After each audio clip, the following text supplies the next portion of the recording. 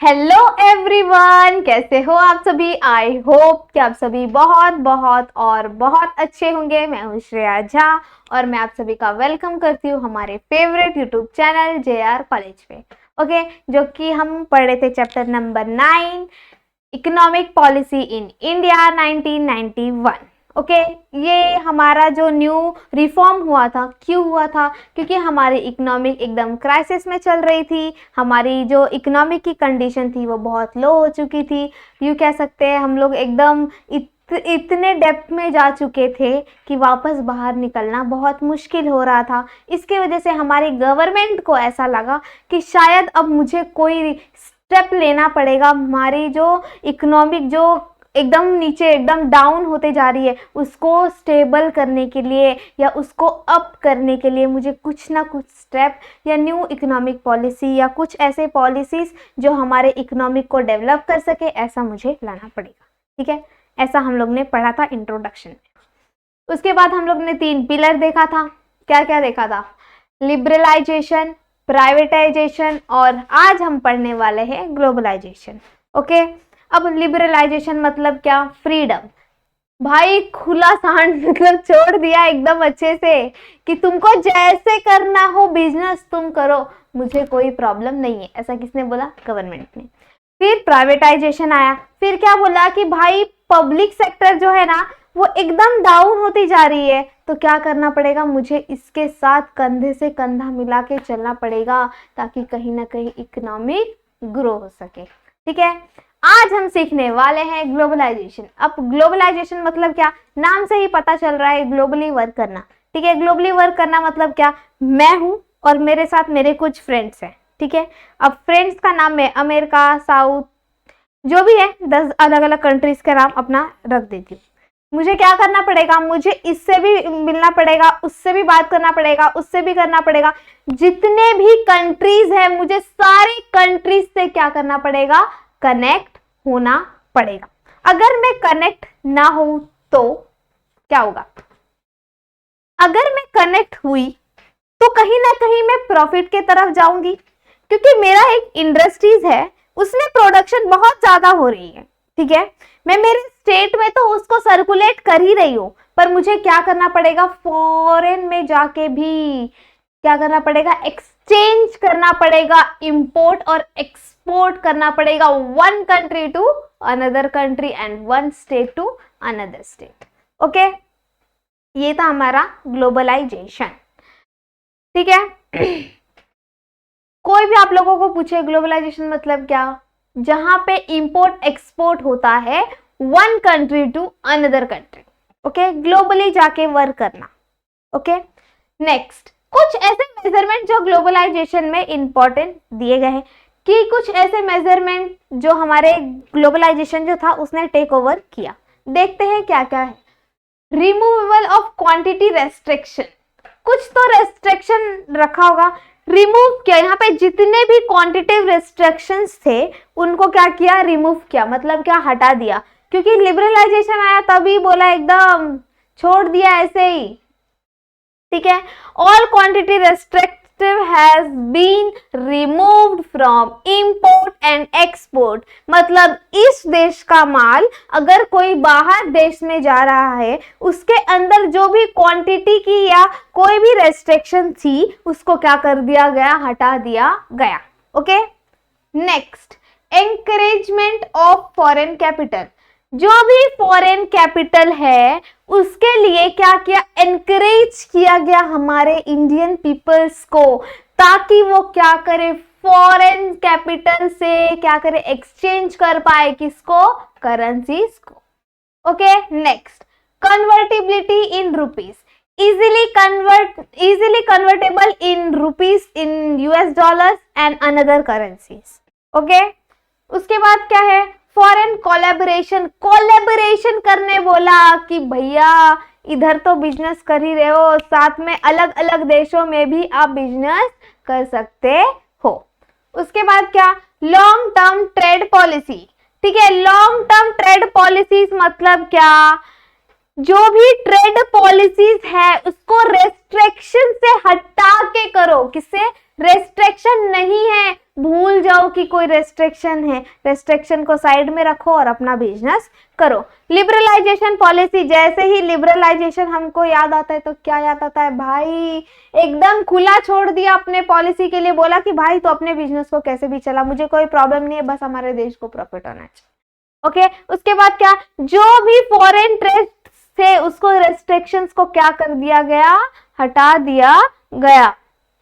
उसके बाद क्या, एंकरेजमेंट इन फॉरेन ये कोलैबोरेशन, जो भी फॉरेन कोलैबोरेशन हो रही थी उसको क्या किया गया, एनकरेज किया गया और उनको बोला गया कि आप भी उनके साथ जाके कोलैबोरेशन करो। उसके बाद क्या, encourage to export and import, जो भी इंपोर्ट और एक्सपोर्ट हो रही है one country to another country, उसमें क्या करो, लोगों को एनकरेज करो ताकि वो और अच्छी तरीके से काम कर पाए, वो और बेहतरीन तरीके से काम कर पाए। अगर मेरा इंडस्ट्रीज है, अगर मैं मेरे स्टेट में इंपोर्ट कर रही हूँ, अगर मैं मेरे देश में एक्सपोर्ट कर रही हूँ, पर अगर यहाँ पे मुझे कम प्रॉफिट हो रहा है, वही प्रोडक्ट अगर मैं बाहर देश में जाके बेचूं तो मुझे ज़्यादा प्रॉफिट होगा, और अगर बाहर देश का प्रोडक्ट भी हमारे कंट्री में आएगा तो हम बाहर के देश का प्रोडक्ट भी यूज कर पाएंगे। Okay, clear?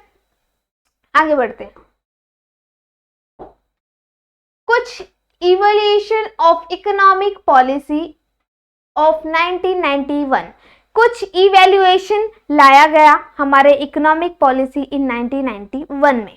ठीक है, अब ये पॉलिसी बना तो लिबरलाइजेशन आया, प्राइवेटाइजेशन आया, ग्लोबलाइजेशन आया, पर इसके कुछ ड्रॉबैक्स तो होंगे, इसके कुछ एडवांटेज तो होंगे, यही हम इसमें पढ़ने वाले हैं। देखते मेजर अचीवमेंट, ऐसा क्या क्या मेजर अचीवमेंट हुआ जब ये लॉ एप्लीकेबल हुआ, या ये जो इकोनॉमिक पॉलिसी 1991 है ये जब एप्लीकेबल हुआ तो क्या क्या अचीवमेंट हमारी कंट्रीज को हुआ।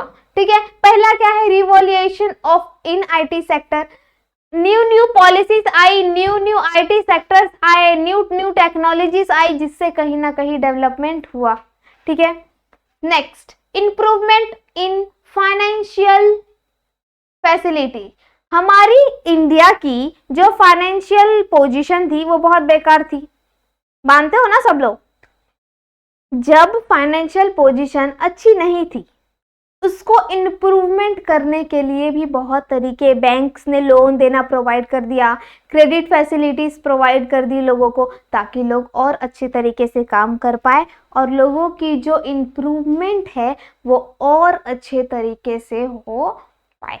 ठीक है, उसके बाद क्या, इम्प्रूवमेंट इन एजुकेशन स्टैंडर्ड। ठीक है, अब इम्प्रूवमेंट ऑफ एजुकेशन स्टैंडर्ड मतलब क्या, अब क्या था, हम हमारे देश में थे पहले 1991 से पहले और सिर्फ हमारे देश में ही पढ़ो, कैसा भी मिल रहा है पढ़ो, पर अब क्या, स्टूडेंट को स्कॉलरशिप मिलने लग गई, बाहर के देश के लोग भी यहाँ पे आके पढ़ने लग गए और यहाँ के लोग भी बाहर देश में जाके पढ़ने लग गए। अभी कोई जब एक टाइम था तब उस टाइम में लोगों, अगर कोई अमेरिका में जाके पढ़ रहा है तो बहुत बड़ी बात, बहुत बड़ा ऐसा माना जाता था कि ओ माय गॉड ये तो अमेरिका में पढ़ गया ये ऐसा।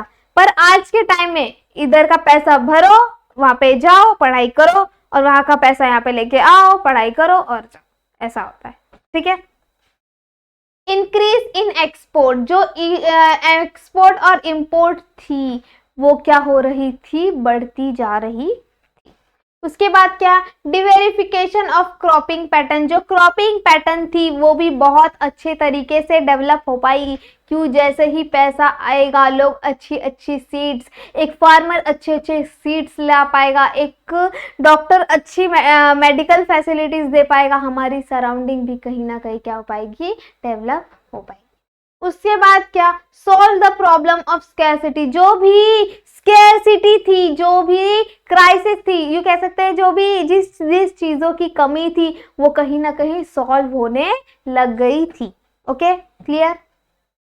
ये हमारे कुछ अचीवमेंट्स थे किसके, इकोनॉमिक पॉलिसी इन इंडिया 1991 के, जिसमें पहला था आईटी सेक्टर को बहुत रिवॉल्यूशन किया गया, बहुत अच्छे तरीके से लाया गया, ताकि क्यों लाया गया, लिबरलाइजेशन हट गया, इसके वजह से लाया गया। जब प्राइवेट सेक्टर पब्लिक सेक्टर अच्छे से काम करने लग गई, जब हमारा माल दूसरे कंट्रीज में जाने लग गया, जब हमारी फाइनेंशियल पोजीशन अच्छी हो गई, तभी हमारे देश में क्या हो गया, आईटी सेक्टर का डेवलपमेंट हुआ।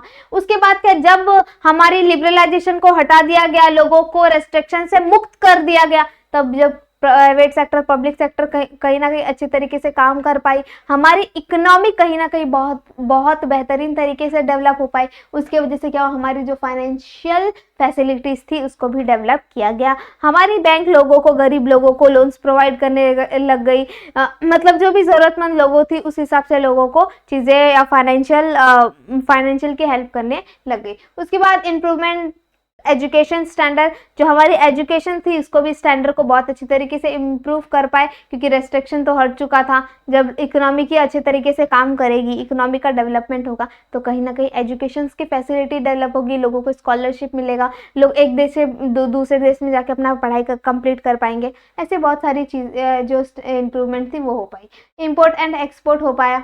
उसके बाद क्रॉपिंग पैटर्न जो थी वो और भी अच्छे से हो पाई। उसके बाद जितने भी प्रॉब्लम्स थे, जो मेजर प्रॉब्लम्स थे, जो स्कैरसिटी थी, वो भी क्या हो गई, सॉल्व होने लगी। ओके, ये हमारे अचीवमेंट्स थे। मेजर फेलियर्स, ठीक है, मेजर फेलियर्स क्या था, लैक ऑफ सेल्फ सफिशिएंसी। अब हर इंसान बोलता है कि खुद पे विश्वास रखो, पर ऐसा देश बोल सकता है क्या, नहीं, उसको क्या है, लोगों पे डिपेंड होना ही पड़ेगा। जब तक वो लोगों पे डिपेंड नहीं होगा, अगर मैं किसका प्रोडक्शन ही कंज्यूम ही नहीं करूंगी तो बेचारा क्या ही कर पाएगा। Okay, next, advisory effect of domestic market. वहाँ के मार्केट, डोमेस्टिक मार्केट के प्रोडक्ट भी आएगी और मेरी मार्केट की भी प्रोडक्ट क्या करेगी, वहाँ पे जाएगी। पुअर फार्मर, जो पुअर फार्मर्स थे, जो फार्मर लोग थे, उसके ऊपर भी बहुत सारे प्रॉब्लम्स होने लग गए। क्यों प्रॉब्लम होने लग गई, रेस्ट्रिक्शन हटने लग गया। अब फार्मर लोग क्या करेंगे, जो खेती करना जानते, जो इंडस्ट्रीज में जाके काम करना नहीं जानते, ठीक है, इसके वजह से क्या, जो पुअर फार्मर्स थे उनके ऊपर भी बहुत सारे प्रॉब्लम होने लगे। उसके बाद क्या, अनहेल्दी कंपटीशन, लोगों में अनहेल्दी कंपटीशन होने लग गया। क्यों होने लग गया, क्योंकि अब एक बात बताओ कि जब इतना सब डेवलप हो गया, इतना सब हो गया, तो आधे जो लोग थे, जो विलेज एरियाज में रहते थे, उनको थोड़ी सी प्रॉब्लम होने लगी। उसके बाद क्या, निगलेक्ट वेलफेयर एक्सपेक्ट, जो भी वेलफेयर थी, हमारी सोसाइटी की जो डेवलपमेंट थी, उसको क्या करने लग गए, लोग निगलेक्ट करने लगे। पर ऐसा नहीं करना चाहिए, वेलफेयर कहीं ना कहीं डेवलप होना चाहिए। उसके बाद क्या, अनएम्प्लॉयमेंट होने लग गया। जैसे ही लोगों का हेल्थ खराब होगा, ठीक है, जब लोगों का हेल्थ खराब होने लग गया तो क्या, वेलफेयर डेवलप नहीं होगा। क्यों, अगर लोगों का हेल्थ ही नहीं रहेगा तो लोग जाके काम करेंगे क्या, नहीं कर पाएंगे। उसकी वजह से क्या होगा, हम हमारी जो वेलफेयर है उसको डेवलप नहीं कर पाएंगे। और जब हम हमारी वेलफेयर को नहीं डेवलप कर पाएंगे, या अगर इंसान बीमार रहेगा, तो वो जाके काम कैसे करेगा, तो क्या हो जाएगा, अनएम्प्लॉयमेंट हो जाएगा। ऐसे बहुत सारे रेस्ट्रिक्शंस हमने देखे जो हमारे इवेल्युएशन ऑफ इकोनॉमिक पॉलिसी में थी। ये आप लोगों को कुछ 4 से 5 मार्क्स के लिए आ सकता है, तो प्लीज़ प्रिपेयर करके जाइएगा। आई होप कि आप लोगों को मैंने जो पढ़ाया है बहुत अच्छे तरीके से समझ में आया होगा।